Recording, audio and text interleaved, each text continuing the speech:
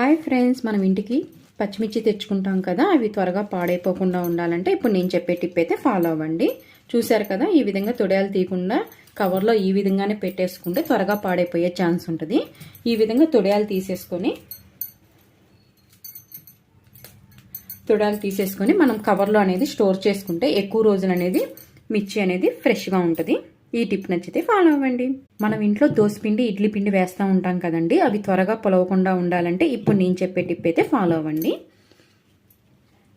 ఈ విధంగా తమలపాకు అనేది వాష్ చేసేసుకోవాలండి. వాష్ చేసేసుకొని మనం ఇడ్లీ పిండిలో కానీ దోసపిండిలో కానీ ఈ విధంగా పెట్టుకోవాలి.